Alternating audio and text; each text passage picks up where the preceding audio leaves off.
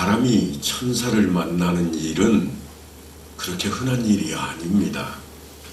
그것도 선지자도 아닌 양치기들이 주의 사자를 그들 곁에 서게 된 모습을 보는 모습은 정말 희귀한 내용이라 그렇게 생각할 수 있을 것입니다. 오늘 본문의 내용으로 누가가 전하는 소식이 바로 그러한 내용입니다. 그 지역의 목자들이 밤에 밖에서 자기 양떼를 지키더니 주의 사자가 곁에 서고 주의 영광이 그들을 두루 비추매 크게 무서워하는지라. 그렇게 두려움에 떨고 있는데 천사가 갑자기 크게 외칩니다. 그리고 놀라운 일이 벌어집니다. 무서워하지 말라. 보라, 내가 온 백성에게 미칠 큰 기쁨에 좋은 소식을 너희에게 전하노라. 오늘 다윗의 동네에 너희를 위하여 구주가 나셨으니 곧 그리스도 주시니라. 아주 놀라운 장면이 이어서 계속 전해지는데요. 아기 예수가 태어난 것을 그들에게 예고하고 그들로 하여금 직접 찾아가서 하나님께 영광 돌릴 수 있도록 이끌어주고 있는 그러한 부분입니다. 예수님의 탄생에 대해서는 사실 여러 가지 의미를 부여할 수가 있을 것입니다. 그 가운데에도 가장 우리가 중요시 여기는 게 뭔가 하면 구원이라고 하는 겁니다. 예수님이 아기 예수로 이 땅에 오심은 우리를 구원하기 위해 오셨다 하는 것입니다. 아주 가차없이 직격을 하자면 십자가에 못 박혀 우리의 죄값을 대신해서 대속제물로 어린 양의 자리로 예수님께서 이 땅에 오셨다. 그렇게 표현할 수 있을 것입니다. 죽으러 오신 예수. 그런데 우리는 그분의 이 땅에 태어나심을 축하하고 있습니다. 우리는 노래를 부르고 있습니다. 그분은 죽기 위해서 이 땅에 오시고 있는데 사람들은 기뻐하고 찬양하고, 아니 천사마저도 사람들 앞에 나타나서 하나님께 영광을 돌리라. 이 자리는 하나님의 영광을 위한 자리라. 십자가에 달려 죽어야겠고 저주라고 하는 나무에 달린 자가 되어야 할 것인데도 불구하고 하나님께 영광일 뿐이 아니라 이 땅에 있는 사람들 중에는 평화가 이루게 될 것이라. 그래서 오늘 천사들이 찬송하는 내용이 뭔가 하면 영광과 평화라고 하는 단어를 구사하고 있는데 그 내용은 다름 아닌 구원입니다. 구원을 온전히 이해하지 못한다면 구원이 내포하고 있는 성경의 가르침을 풍성하게 우리가 맛볼 수 없을 것입니다.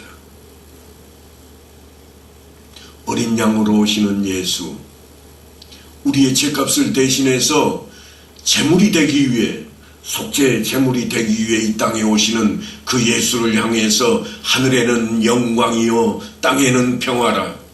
다시 말하면 하나님께는 영광이요 사람들에게는 평화라고 그렇게 지금 천사들이 찬송을 하고 있습니다.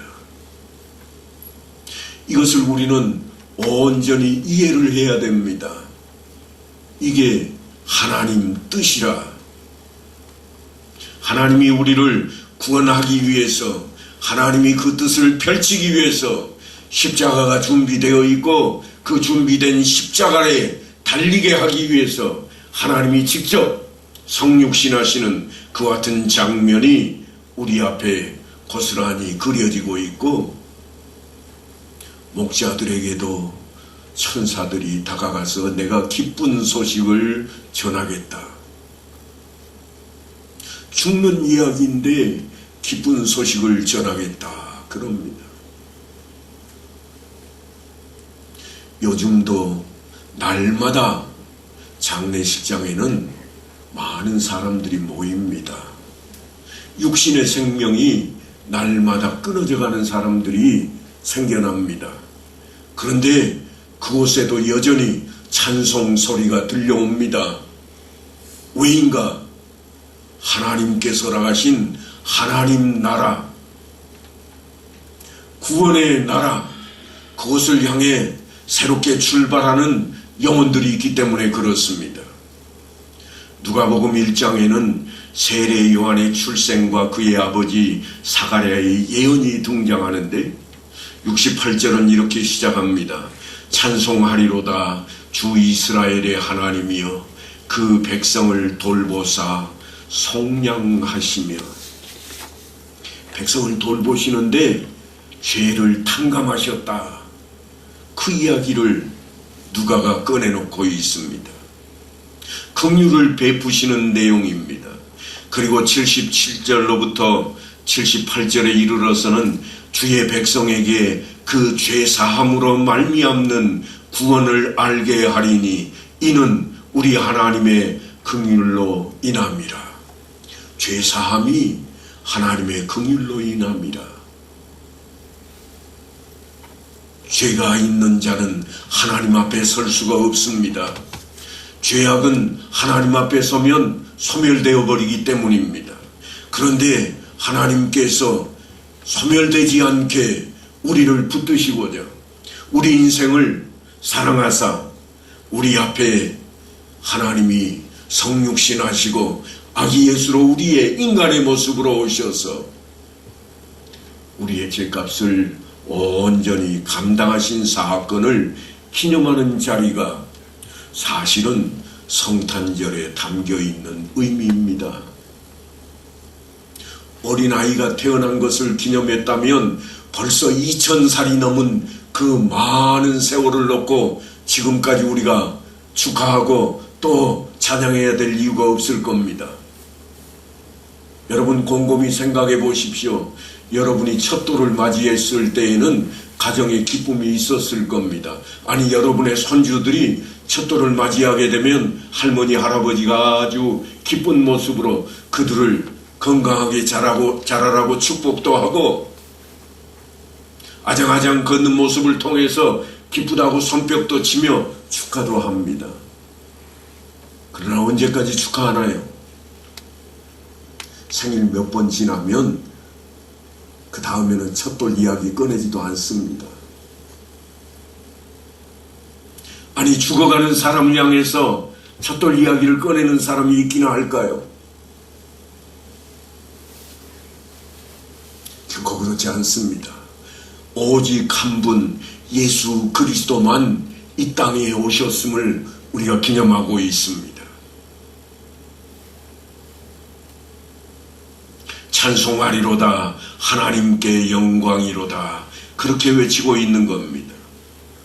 우리가 그 사랑과 축복과 구원을 받을 만한 자격이 없는데도 불구하고 하나님께서 아주 좋은 것으로 복을 주시기 위해 우리를 만나셨다고 하는 것이 예수님의 이 땅에 오신 자리입니다. 고린도후서 5장 19절을 보면 사도 바울이 그 이야기를 이렇게 전합니다.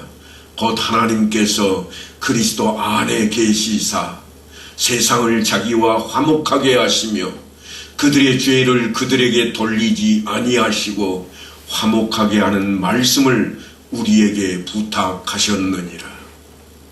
우리를 심판할 수도 있고 또한 우리가 한 그대로 죄값을 물을 수도 있을 것인데 하나님께서는 그러지 않기로 작정을 하셨습니다. 우리의 죄를 우리에게 돌리지 않으시고 오히려 하나님께서 우리와 화목한 자리로 함께 하겠다고 그렇게 우리를 불러내셨습니다.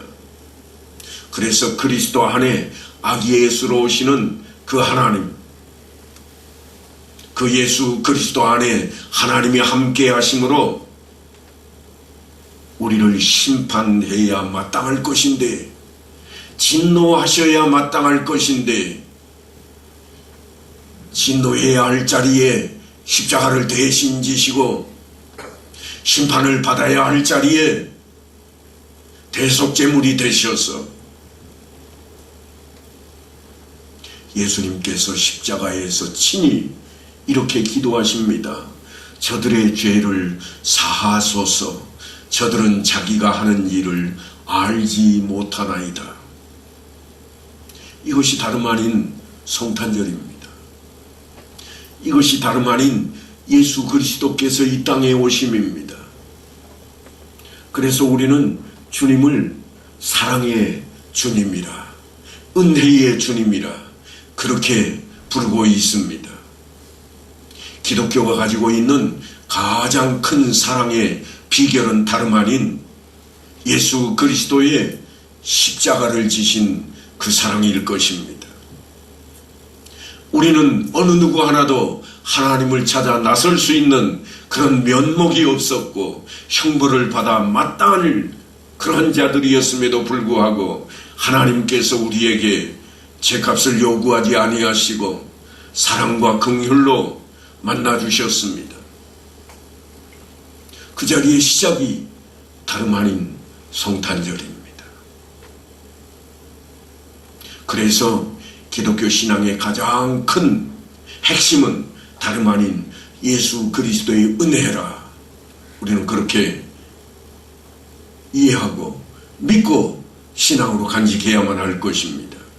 그것이 우리가 가지고 있는 신앙 고백입니다. 하나님께서 우리 그리스도 안에 우리를 만나신 것처럼 우리도 그리스도의 그 십자가를 바라보고 또한 주님의 그 사랑을 깨달아서 우리가 이웃을 대해야만 할 것입니다. 대표적인 사건이 요한복음 20장에 기록이 되어 있는데, 이날 곧 안식 후 첫날 저녁 때에 제자들이 유대인들을 두려워하여 모인 곳에 문을 닫았더니 예수께서 오사 가운데 서서 이르시되 너희에게 평강이 있을지어다. 우리의 죄값을 대신 지시고 십자가에 죽으셨던 주님께서 변형되신 모습으로, 부활하신 모습으로 제자들을 찾았던 내용입니다. 그런데 그 제자들이 어떤 모습이었는가? 주님을 배반했습니다. 다 도망쳤습니다. 다 숨었습니다. 지금도 문을 다 겹겹이 걸어 잠궈 놓고 외부에서 혹시라도 예수 믿는 자들 잡아 죽일까봐 숨어있는 그들을 향해 주님께서 가까이 다가오고 있습니다. 베드로는 3번씩이나 주님을 배반했고 맹세하며 저주까지 했던 인물이요, 또한 참으로 못난 제자 가운데 하나는 예수님을 팔아먹고 그 죄값으로 가슴 아파하다가 결국은 자살해버리고 만 사람도 있습니다. 두 제자는 엠마오를 향해 박해를 피해 도망쳐갔고, 그런데 그런 제자들을 찾아오신 예수님은 그런 제자들에게 뭐라고 그러시는가? 너희에게 평강이 있을지어다. 하나님의 긍휼이십니다. 이것이 주님께서 이 땅에 오신 것에 대한 천사들이 하나님께는 영광이요 땅에서는 기뻐하심을 입은 사람들 중에 평화로다 하고 찬송할 이유입니다. 물론 우리의 삶을 뒤돌아보면 부끄럽기 짝이 없습니다. 절망할 수밖에 없습니다. 이 시간에 나와 경건한 모습으로 하나님 앞에 앉아있지만 잠시 후면, 아니 얼마 전에는 하나님을 모르는 사람처럼 그렇게 다른 사람들을 대했던 우리의 자리가 있고, 예수를 믿지 않는 사람처럼 세상 것을 향해서 욕심을 부리고 차지하기 위해서 온갖 수단을 다 부렸던 우리의 자리가 있습니다. 그런 우리에게 예수님께서 찾아오셔서 평강을 선포하고 있습니다. 이것이 우리가 믿는 신앙의 가장 핵심이요 뿌리요 또한 근간이며, 사도 바울은 예수님을 믿고 따르던 사도들과 제자들에게 악랄하게 핍박하고 죽이고 또한 잡아 가두었던 인물이었음에도 불구하고, 아니 스데반을 죽이는데 앞장선 그런 사람임에도 불구하고 하나님께서 그를 다메섹에서 부르셨고, 다메섹 도상에서 만나서 주님께서 이렇게 외칩니다. 사울아 사울아 네가 어찌하여 나를 박해하느냐. 이 목소리는 결코 심판하고자 하는 그런 울림의 목소리가 아니었습니다. 주를 핍박하며 주를 믿는 자들을 잡아 가두고 죽이는 그런 자리에 있는 자임에도 불구하고 주님께서는 네가 어찌하여 나를 박해하느냐. 사도 바울이 당대에는 사도가 아닌 예수 믿는 자를 다 잡아 죽이러 돌아다니던 그러한 사람이었는데, 그가 주여 누구시니까? 나는 네가 박해하는 예수라. 이 말씀 앞에 그는 엎드렸고, 핍박을 하던 그가 드디어는 위대한 사도로 변화되게 만들어 놓으셨습니다. 그리고 버려진 자들을 향해, 이방인들을 향해 그 복음을 증거하는 자로 삼으셨습니다. 주님께서는 우리를 하나님과 화목하게 하실 뿐만 아니라 또한 화목하게 하는 직분을 우리에게 허락하셨음을 잊어서는 안 될 것입니다. 그것이 뭔가 용서입니다. 내 눈에 흙 들어가기 전에는 절대 내가 용서하나 봐라. 그런 우리 속에 성령이 들어오시면 우리 마음을 녹이시고 우리 마음 속에 변화가 일어나게 만들어 놓습니다. 흔히 사람들은 사랑할 때 눈에 콩깍지가 씌었다고 그럽니다. 그 말은 무슨 말인가 하면 네가 팥으로 매주를 쓴다고 해도 나는 믿을 거야. 그렇게 만들어 놓는 겁니다. 이치에 맞지 않고 사리에 맞지 않는데도 나는 너를 향해서는 무조건 전폭적으로 내가 믿고 따를 거야. 이게 뭡니까? 사랑입니다. 사랑이 아니면 그럴 수가 없습니다.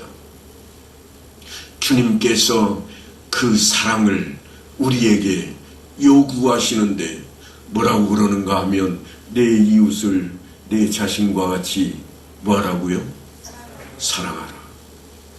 그럴 자신이 있으세요? 그 자신이 있어야 오늘이 성탄절이 되는 겁니다. 그 자신이 있어야 우리가 다른 사람들을 향해 메리 크리스마스 하고 외칠 수 있는 입술을 달게 되는 것입니다. 하나님께서는 우리의 손길을 통해서 더 많은 영혼들을, 죽어가는 자들을, 사망의 음침한 골짜기에서 지친 몸으로 누워있는 영혼들을 불러내는 자리로 우리를 이끄실 겁니다.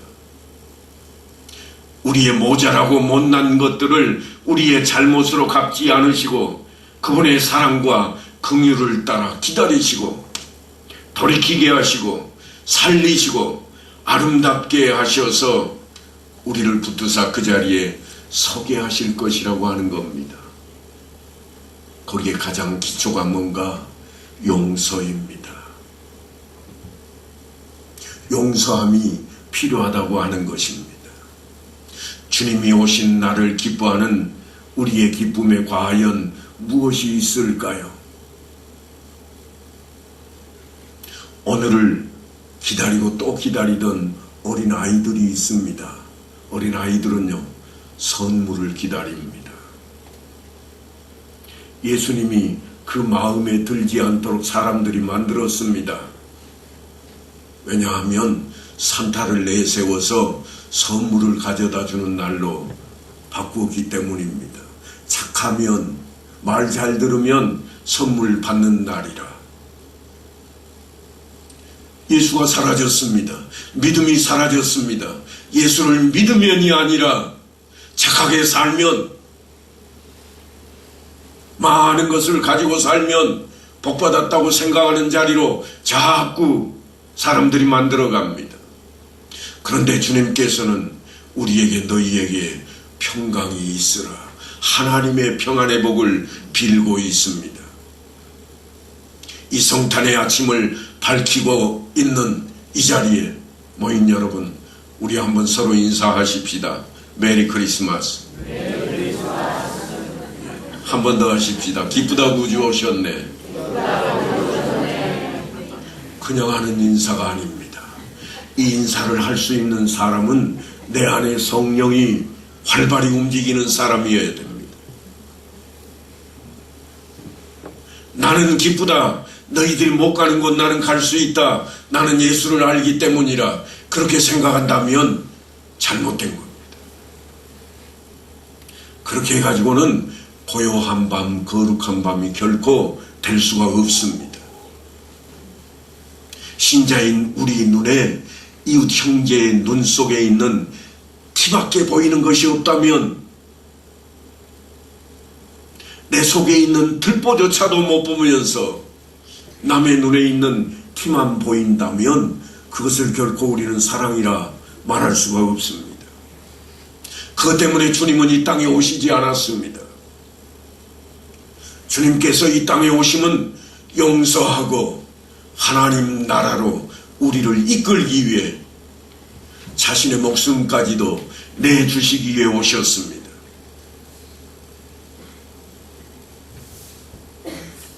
그렇지 못하면 우리가 어찌 십자가의 군병이라 말할 수가 있겠습니까? 어찌 사랑과 은혜를 입은 하나님의 자녀라 말할 수가 있겠습니까? 주님이 이 땅에 오심은 우리를 심판하기 위함이 아니요 우리에게 평안의 복을 빌기 위함으로 오셨고, 우리를 붙들고 죄사함을 통해서 하나님 나라에 하나님의 자녀로 초청하기 위하셨음을 우리는 꼭 기억해야만 할 것입니다. 그래야 오늘이 기쁘고 복된 날이 될 것이요, 그러기 위해서는 우리가 이웃을 용서하며 기다리며 바라며 견디며 믿는 것으로 우리의 신앙생활의 방향을 온전히 바로 잡아야만 합니다. 그것이 사도 바울이 외치는 고린도전서 13장의 사랑 이야기입니다. 할 수 없을 것 같은 그런 이야기들로 가득 채워져 있습니다. 그러나 눈에 콩깍지가 씌워지면 누구나 다 하대요. 공부 못한 사람도 잘하고요, 직장에 안 다닌 사람도 눈에 콩깍지가 씌이니까 사랑을 하더라고요. 서로 좋대요. 무조건 좋답니다. 조건을 가리지 않고 좋답니다. 그게 사랑이잖아요. 주님께서 이 땅에 오심은 바로 그것을 우리에게 가르치고 또한 전하며 우리로 그 일을 하기 위함입니다. 그게 뭔가 하면 기쁘다 구주 오셨네 하고 외치는 자리입니다. 여러분, 하나님께서도 우리들이 즐겨 사용하는 속담 가운데 하나를 사용한다고 어떤 목사님이 그러시더라고요. 며칠 전에 제가 어느 분 설교하는 그 순간을 잠깐 들었는데 이런 말씀을 하셨습니다. 미운 놈 떡 하나 준다. 떡 하나 더 준다. 미운 놈은 떡 준대요. 하나님도 그러신다는 거예요. 세상을 우리가 살아가는데 하나님이 미운 놈, 죄 짓는 놈들에게 그냥 더 떡을 준답니다.